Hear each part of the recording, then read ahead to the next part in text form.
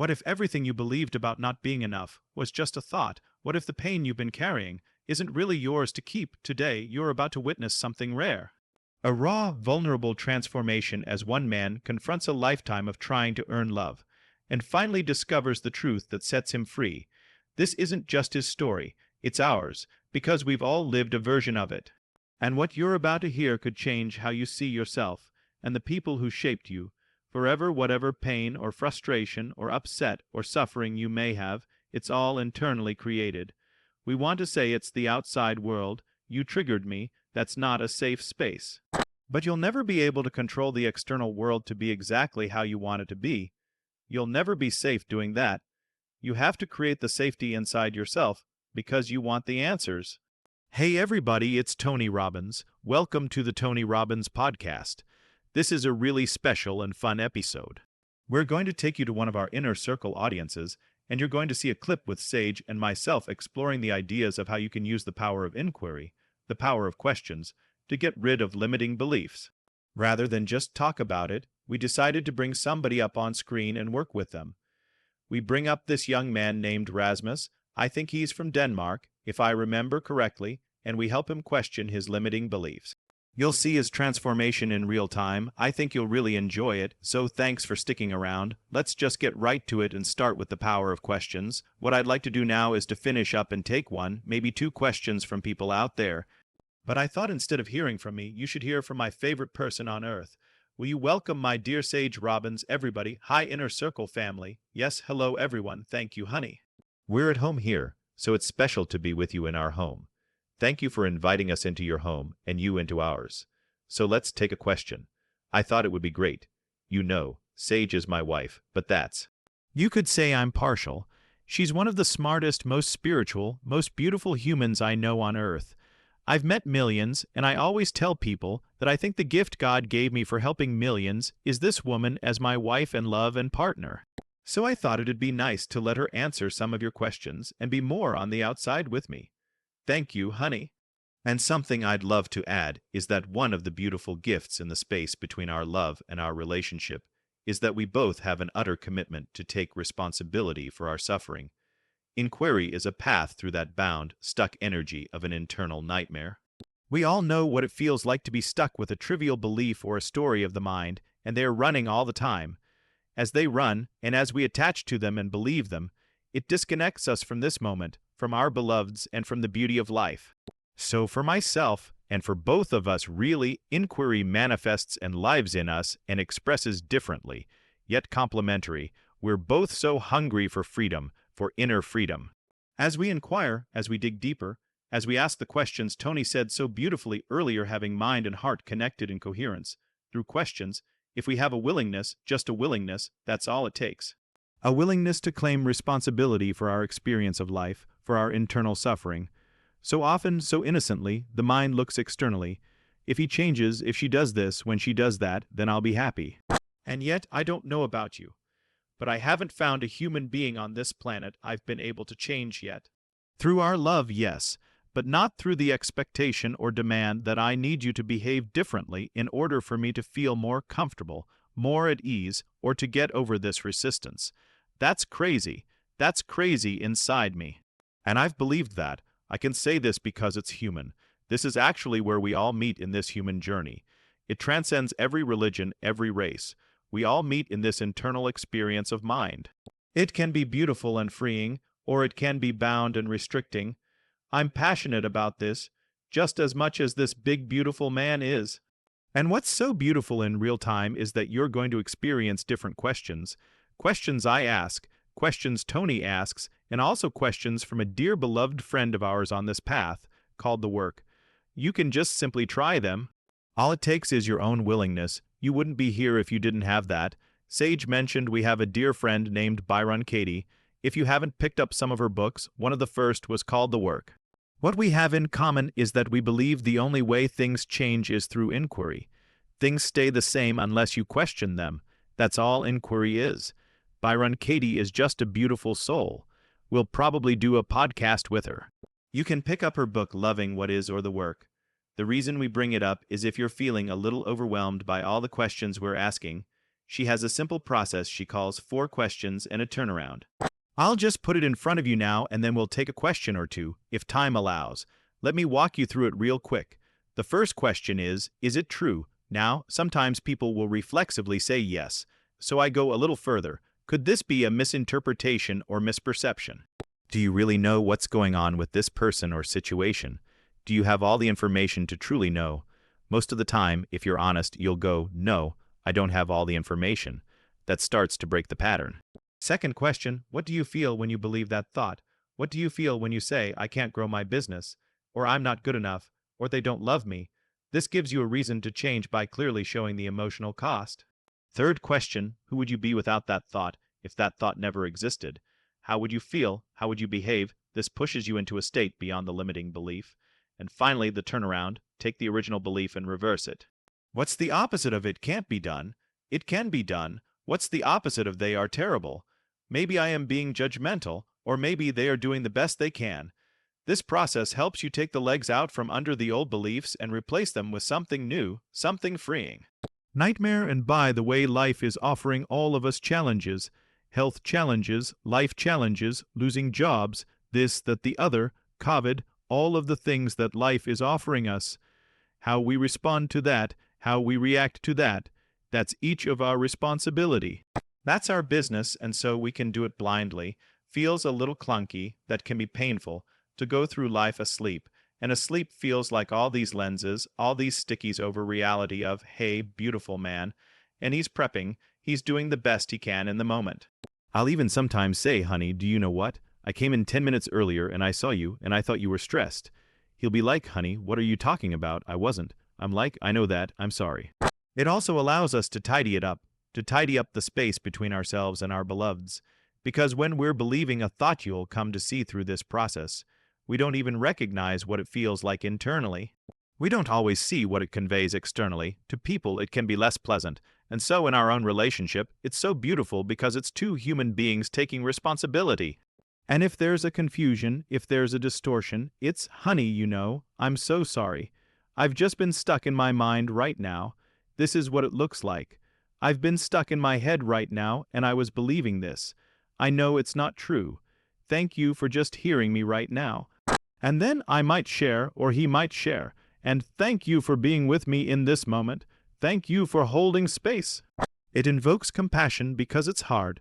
It's not hard as a word.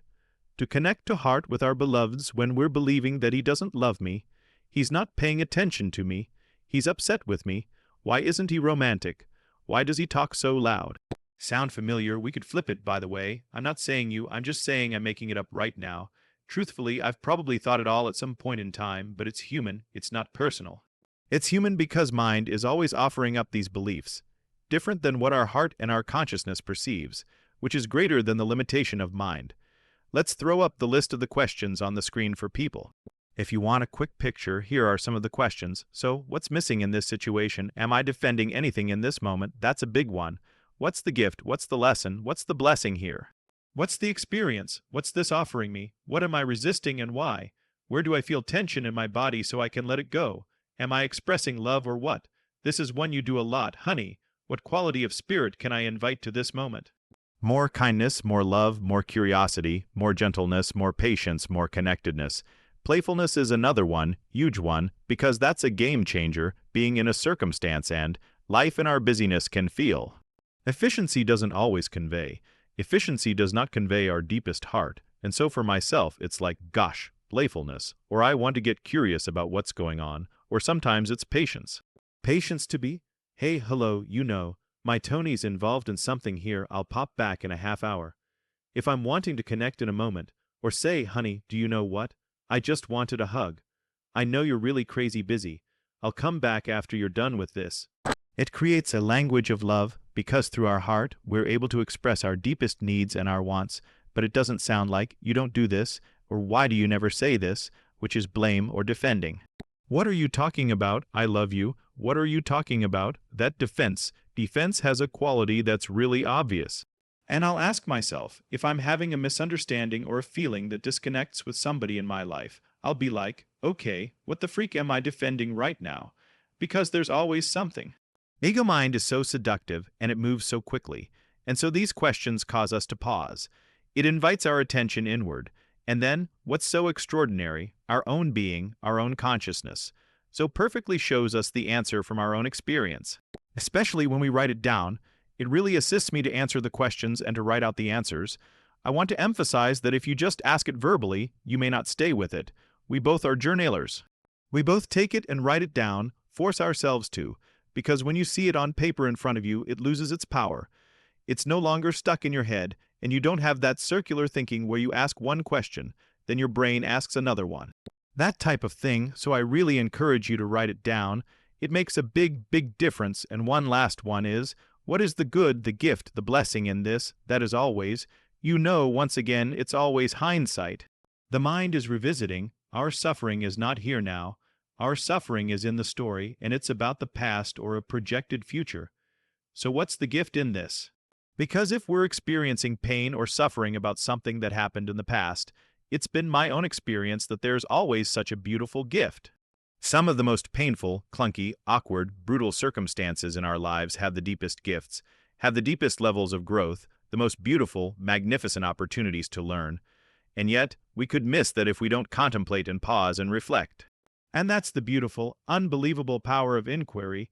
It invites us to reflect, to contemplate, to notice, to connect to, and from that perspective, it's so stunning. It's so stunning to revisit. Sorry, honey. No, say it, but it only works. The reason it works so well for her and for me is because you're taking responsibility for your own feelings, your own beliefs. In other words, whatever pain or frustration or upset or suffering you may have, it's all internally created. We want to say it's the outside world. You triggered me. You made this not a safe space. You'll never be able to control the external world to be exactly how you want it to be. You'll never be safe doing that. You have to create the safety inside yourself because you want the answers. My wife is so beautiful and wanting to see what she's not seeing within herself. I do the same thing, and that's why we go in with the purest intent, to get to a deeper truth. Because we know that'll give us freedom, and that freedom allows us to love more, share more, create more, and be closer to each other and to everybody else that we love in our lives. And Tony's so beautiful saying I'm beautiful. I don't even know that it's beautiful. I'm selfish. I'm completely selfish. It serves me. I want to feel unbound. I want to feel free inside myself, and then life. Boom will offer something else. Hey, wow, feeling that resistance. And so it's such an unbelievably powerful tool to notice, to appreciate, and to just uproot what's clunky and what's no longer serving, and to transcend and to transform that through the power of inquiry. So we have a gentleman. How many of you, by the way, are now getting on the service? Questions are the answer. Who cares how many getting the power of questions in your life? How it can change everything with the new set of questions, right? It's such a simple tool. It's the most powerful. We're already at 2 hours, but if you'll stay with us, we want to do 1 or 2 questions, but let's take one at least, beautiful. And then Sage, why don't you take them through the 4 questions or a variant thereof? We have Rasmus Jacobsen joining us here from Denmark. Let's give it up for Rasmus. Thank you so much for letting me be here. I'm so good. My heart is pumping, but trying to turn it into love and openness. Give him a hand, let him feel you out there. And Rasmus, our heart pumping is love, that's right. Rasmus, I understand you've only been part of us for about 3 weeks. I understand you've not been to unleash the power within, so you don't have these deep experiences yet, and you're going to get them. You're just beginning this journey with us. Why don't you share with Sage what has been your limiting belief or challenge? I understand that you're a musician and you're having difficulty putting it out there. Tell us a little bit about what you're dealing with, what the limiting belief is, and let's have her take you through the process. It's not only in the music aspect of my life, it's every part of my life. I feel like I put a clock on myself, and I'm not. I don't express myself the way I want to. I don't say the things I believe. I don't tell people about the things that I do in my life, the things that I'm working on, my body, my mental state. I think, somewhere deep I'm scared of failing or saying something, and then getting proven wrong, or them telling me something is wrong with what I'm doing. One quick thing I want to mention, then have Sage take you through it for everyone, we all. The brain, not your heart, not your soul, not your spirit. But the mind or the brain tends to do 3 things. You should all jot this down. We distort, we delete, we generalize, and what that does is it disconnects us from reality. And when you're no longer part of reality, it's hard to change your life. Cry and yell at your father, you'd walk out of the room feeling stressed. and you started to do what you thought he wanted you to do rather than what your own deepest heart wanted to do. Rasmus, who would you be in that exact circumstance? I ask one question after you. Yes, of course, please. One more question. Is that how you want to feel? No. Do you want to feel that way? No, absolutely not. Is that a burden to feel that way? Yeah. Does it carry over to other relationships in your life, that same pattern now? Yes. So it's more than just your father, isn't it? Yeah, it is. It's everything. Yes, yeah, okay, all right, let's continue, yes. So staying in that same circumstance, Rasmus, and once again, this is not the full inquiry process. We are going to post afterwards if you want to go deeper in this. This is just a shortened version, but Rasmus, close your eyes, connecting in that moment after you ate dinner. Your father is there. Are you sitting down? Yeah. Are you at the kitchen table there? Yes. Is he sitting down or is he standing? Where is he? We all sitting with my mom and my dad and my sister. Beautiful. So as you sit with your family, and specifically with your father, Rasmus, who would you be without the thought, my father doesn't understand me? In that situation. Who would you be without that thought? I would love my father so much more. I would be myself. I would do the things that I wanted without thinking about what my father thinks. Just that I hope and that I believe that he will be proud of me, that he will love me, and that he really doesn't expect all the things that I believe of me. How would that feel? What would you feel if that was true? It feels amazing right now because I think I believe it. Good. So what other emotions would you experience? Who would you be without the thought, my father doesn't understand I'm doing my best? What else would you feel? You never had that thought ever. Would feel much more content in myself. I feel way more confident in myself.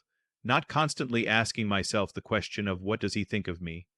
Or what does someone else think of me? Yes. Be way happier. I'd be more compassionate towards myself, more loving towards myself. So without the thought, just notice this is your own language. I would feel amazing. I would not worry about what people think. I'd be happy. I'd be more compassionate towards myself. Would you be more compassionate towards your father? Definitely, yes. So you'd be more compassionate, happy, feeling amazing. Without the thought, my dad doesn't understand me. So let's go to the next. Can we put it up there on the screen for the turnarounds? And can we write the original statement, please? Who's ever doing that, the turnaround, my dad doesn't understand me. Can we have that on the screen? The original statement just helps once again to anchor it for everybody that's going to be doing this at home. We're doing this in real time, but you would actually write this out yourself. We just have a remarkable team. Thank you guys for capturing this. So the belief we're working on is, my dad didn't understand I was doing my best. That's the statement we're actually working on. So let's drop the other for this time, just for the simplicity and the effectiveness of the turnaround. Rasmus, can you find a turnaround, an opposite to that statement? My dad is proud of everything I'm doing. He loves me for everything that I do, for everything that I am. He loves me without me having to do anything to gain his love. Would that be? Yes, yes, beautiful. Would you find an additional? Your exact words are the reverse. My dad does understand that I'm doing my best. How else? Give us a couple examples that your dad does in that situation. Understand that you're doing your best. Give us an example. That's where we're building the legs now, right? The architecture. What's an example right now that if you really focused on it, could show you that dad does understand that you give your best? He does. He is proud of me. He's trying so hard. He's trying so hard to communicate better with me and understand me. We have trouble understanding each other, and he tries so hard, and that's really love that comes from him. And I can feel it from him, that he wants to know what it is that I'm dealing with. Beautiful. I have another turnaround. Would you like to hear it? Yeah. So rather than my dad didn't understand I was doing my best. Another opposite, because we're turning this around, is I don't understand that my dad was doing his best. Yeah, that's beautiful. Is that true? You have references to know that's true. Yeah, that's very true. And in that exact circumstance, can you share one or two circumstances how you didn't understand that your father was doing his best? I didn't have any understanding of him doing his best because I was so busy. I was so busy thinking about the ways that he made me feel that I didn't think about why he would say the things he wanted. And I've since then also learned more about his past and how he was brought up and all this stuff. And I have gained more compassion towards him and more acceptance. And I'm definitely getting closer right now. Right now, here, right now. It's so beautiful. One of the most powerful gifts of this process is it obliterates blame and it puts, not the blame, but the responsibility back on us. That's what we can affect. That's what we can change, and we can tidy up and be so connected to our fathers, to your daddy. It's so beautiful. Please go ahead. No, please, honey. And can you see how other people, you've not taken the time to figure out what they were going through or they were attempting to do in their life, and you thought they were judging you just like your dad, not knowing what they were going through themselves. You just watched Tina judging herself constantly. You'd probably have seen her when she's really focusing on growing her face and so forth. You might think she was rejecting you or not liking you or not happy with you if you were in her presence before her transformation back to her true self. But the truth is, have you ever taken the time? Do you really take the time when you're thinking people are judging you to see if they're judging themselves, or whether it has nothing to do with you? Have you taken the time? Because if you've not, then you see, this is not just a pattern around your father. This is the pattern that can obliterate all the pain and limitations, or a good portion of them anyway, that you experience around this pattern. Yeah, because it isn't just your dad, and it was before your dad, and it'll be after your dad, until you come to the deeper truth. What is the deeper truth? What is the ultimate truth? My soul now knows. What?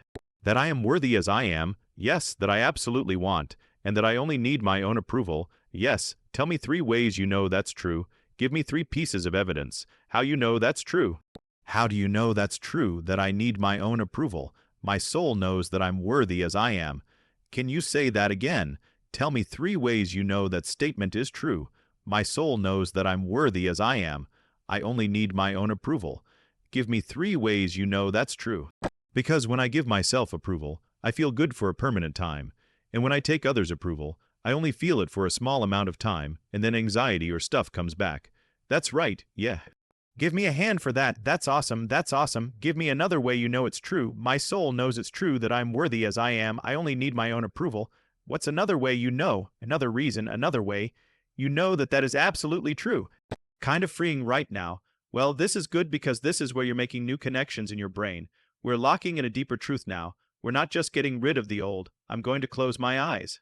Can you say the question again? Yes, of course. Yes, tell me. How do you know your soul is worthy as you are? That you only need your own approval. What's another reason why you know that's true?